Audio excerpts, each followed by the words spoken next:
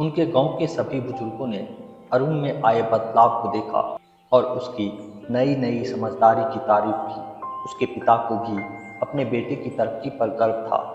अरुण ने सीख लिया था कि कभी कभी जब समय सही न हो तो चुप रहना ही बेहतर होता है। हरी पहाड़ियों के बीच बसे एक शांत गांव में अरुण नाम का एक छोटा सा लड़का रहता था, जहां हर कोई एक दूसरे को समझते थे। अरुण अपने गुस्सैल स्वभाव और तीखी जुबान के लिए जाना जाता था। वह बुद्धिमान और प्रतिभाशाली था, लेकिन उसकी अधीरता अक्सर उस पर हावी हो जाती थी। अगर कुछ गलत हो जाता था या अगर कोई कुछ ऐसा कह देता था जो उसे पसंद नहीं आता था, तो अरुण उस पर भड़क जाता था। उसके शब्द उसकी मंशा से कहीं ज्यादा गहरे तक चोट पहुंचाते थे। अपने अच्छे स्वभाव के बावजूद उसके गुस्सैल स्वभाव के कारण उसके लिए दोस्ती निभाना मुश्किल हो जाता था और उसके गुस्से के कारण अक्सर परेशानी होती थी। अरुण के पिता एक किसान थे और उसकी माँ घर की देखभाल करती थी। वे सरल लोग थे जो अपने बेटे से बहुत प्यार करते थे, लेकिन वे अक्सर उसके गुस्सैल स्वभाव को लेकर चिंतित रहा करते थे। उन्होंने उसे धैर्य और शांति के गुण सिखाने की कोशिशें की, लेकिन अरुण बहुत जिद्दी था। उसका मानना था कि गलत के सामने चुप रहना कमजोरी की निशानी है।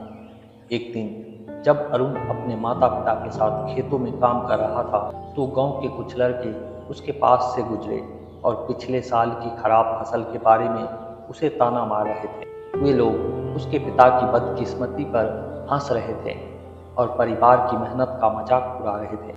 अरुण का खून खौल उठा। बिना सोचे समझे उसने उन पर चिल्लाना शुरू कर दिया और उनके तानों से भी ज्यादा अपमानजनक बातें की। लड़के चले गए, लेकिन नुकसान हो चुका था। इस बातचीत की खबर पूरे गांव में फैल गई और जल्द ही हर कोई अरुण की तीखी जुबान के बारे में बात करने लगा। उस शाम अरुण के पिता ने उसे बैठाया। अरुण, उन्होंने धीरे से कहा, तुम्हारा दिल अच्छा है, लेकिन तुम अपने गुस्से को अपने दिमाग से पहले बोलने देते हो। एक बार बोले गए शब्द वापस नहीं लिए जा सकते। जब तुम नियंत्रण खो देते हो तो तुम दूसरों और खुद को चोट पहुंचाते हो। अरुण अभी भी गुस्से में था। उसने जवाब दिया, लेकिन पिताजी, वे हमारा अपमान कर रहे थे।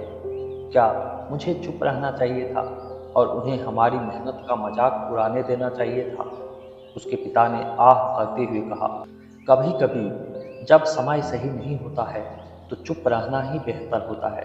चुप रहने का मतलब गलत को स्वीकार करना नहीं है, बल्कि यह आपको सोचने, समझने और अपने शब्दों को समझदारी से चुनने का अवसर देता है। अरुण को इस बात पर यकीन नहीं हुआ, लेकिन वह अपने पिता का सम्मान करता था और चुप रहा। उस रात जब वह बिस्तर पर लेटा था, उसका मन परेशान था। वह अपने पिता की कही गई बातों के बारे में सोच रहा था, लेकिन वह इस भावना से मुक्त नहीं हो पाया कि चुप रहना उसकी कमजोरी ही होगी। अगले दिन जब अरुण नदी के किनारे अकेला टहल रहा था, तो उसकी मुलाकात एक बूढ़े संत से हुई जो अक्सर उसके गांव में आते रहते थे। संत अपनी बुद्धिमत्ता और दयालुता के लिए जाने जाते थे और आसपास के लोग उनसे सलाह लेते थे। अरुण ने उन्हें कई बार देखा था, लेकिन उनसे कभी बात नहीं की थी। हालांकि आज संत ने उसे आवाज दी। युवक, संत ने कहा, मैंने कल जो हुआ उसे देखा। आओ मेरे साथ एक पल बैठो। अरुण ने चकित होते हुए भी आज्ञा का पालन किया। संत ने उसे दयालु आंखों से देखा और पूछा, तुम परेशान क्यों हो मेरे बेटे?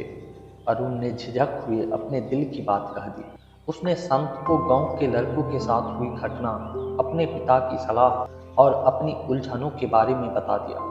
अरुण ने पूछा, जब कोई मेरे साथ गलत करता है तो मैं चुप कैसे रह सकता हूँ? क्या अपने लिए खड़ा होना सही नहीं है? संत ने धैर्यपूर्वक सुना। जब अरुण ने अपनी बात समाप्त की तो संत ने कहा, मेरे बच्चे, हर चीज का एक समय होता है, बोलने का समय और चुप रहने का समय। लेकिन समझदारी इसी में है कि कब क्या करना चाहिए, यह जान ले। उन्होंने आगे कहा, जब समय सही न हो तो चुप रहना बेहतर है। इसका मतलब यह नहीं है कि आप कमजोर हैं या फिर आप गलत को स्वीकार करते हैं। इसके बजाय इसका मतलब यह है कि आप खुद को स्पष्ट रूप से सोचने, स्थिति को पूरी तरह से समझने और अपनी प्रतिक्रिया को बुद्धिमानी से चुनने का मौका देते हैं। कभी कभी मौन सबसे शक्तिशाली हथियार होता है, क्योंकि यह आपकी भावनाओं पर आपके नियंत्रण को दर्शाता है। अरुण ने भौं सिकोड़ी, अभी भी अनिश्चित। संत ने मुस्कुराते हुए कहा, मैं तुम्हें एक कहानी सुनाता हूँ। एक बार एक राजा था जो अपनी बुद्धि और न्यायप्रियता के लिए जाना जाता था। एक दिन दो आदमी उसके पास विवाद लेकर आ गए। दोनों ने एक दूसरे पर जमीन के टुकड़े का दावा किया। वे आपस में जमकर बहस करने लगे। हर कोई दूसरे को गलत साबित करने की कोशिशें करने लगे। हर कोई दूसरे को गलत साबित करने की कोशिश कर रहा था। राजा ने बहुत देर तक चुपचाप उन दोनों की बातें सुनते रहे। फिर उसने दोनों आदमियों को वहां से चले जाने और अगले दिन वापस आने को कहा। लोग उलझन में थे और निराश थे। वे चाहते थे कि राजा तुरंत कोई फैसला ले ले, लेकिन राजा शांत रहे। अगले दिन जब वे लोग वापस लौटे तो राजा ने उनसे पूछा कि उनके जाने के बाद क्या हुआ था। उन्होंने स्वीकार किया कि गुस्से में वे दोनों अपने अपने घर वापस चले गए और अपने किए पर विचार किया था। उस समय उन्हें एहसास हुआ कि जिस जमीन पर विवाद हो रहा था वह लड़ाई के लायक नहीं थी और उनकी दोस्ती ज़्यादा महत्वपूर्ण थी। उन्होंने खुद ही विवाद को सुलझा लिया और राजा के पास आए। उनसे उनका समय बर्बाद करने के लिए माफ़ी मांगी। संत ने अरुण की ओर देखा और कहा, राजा जानता था कि उसकी चुप्पी से लोगों को सोचने का समय मिलेगा और ऐसा करने से वे खुद ही अपना समाधान खोज लेंगे। कभी कभी मौन शब्दों से ज़्यादा जोरदार होता है। अरुण चुपचाप बैठा रहा, संत की बातों को आत्मसात करता रहा। उसे समझ में आने लगा था कि उसके पिता और संत उसे गलत स्वीकार करने के लिए नहीं, बल्कि अपने कार्यों में समझदारी से काम लेने के लिए कह रहे। अरुण ने आखिरकार उस संत को धन्यवाद कहा और कहा कि मुझे लगता है कि अब मैं समझ गया। संत ने मुस्कुराते हुए अरुण का कंधा थपथपाया। दोस्तों, याद रखो, नौजवान का असली ताकत आत्मनियंत्रण में है। जब तुम अपनी भावनाओं पर काबू पा लेते हो तो तुम अपने जीवन पर काबू पा लेते हो। अरुण संत के पास से चला गया, हल्का और समझदार महसूस कर रहा था। अगले कुछ हफ्तों में उसने जो सीखा था उसका अभ्यास किया। जब भी उसे कोई दूसरा उकसाने की कोशिश करता तो वह अपनी जुबान पर काबू रखता और जवाब देने से पहले सोचता। उसने पाया कि शांत रहने से वह परिस्थितियों को बेहतर तरीके से संभाल सकता है और धीरे धीरे लोग उसे एक नई रोशनी में देखने लगे। उसके रिश्ते पहले से बहुत बेहतर हो गए और उसे अपने भीतर एक शांति मिल गई। एक दिन गांव के लड़के जो पहले उसका मजाक उड़ाते थे उसके पास आए। इस बार वे उसे ताना नहीं मार रहे थे, बल्कि उससे माफ़ी मांग रहे थे। उन्हें अपनी गलती का एहसास हो गया था और वे अरुण का सम्मान कर रहे थे कि उसने गुस्से से जवाब नहीं दिया।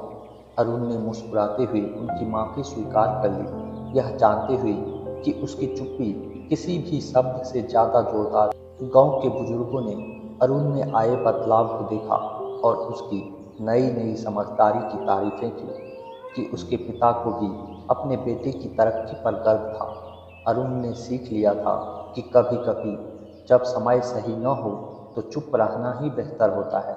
उसने अपनी भावनाओं पर काबू पाने का लक्ष्य हासिल कर लिया था और ऐसा करके उसने अपने भीतर एक गहरी ताकत पाई और इसलिए अरुण की कहानी गांव के अन्य लोगों के लिए एक सबक बन गई। जब भी कोई मुश्किल परिस्थिति का सामना करता तो वे संत के बुद्धिमानी भरे शब्दों और अरुण द्वारा स्थापित उदाहरण को याद करते। जब समय सही न हो तो चुप रहना ही बेहतर होता है।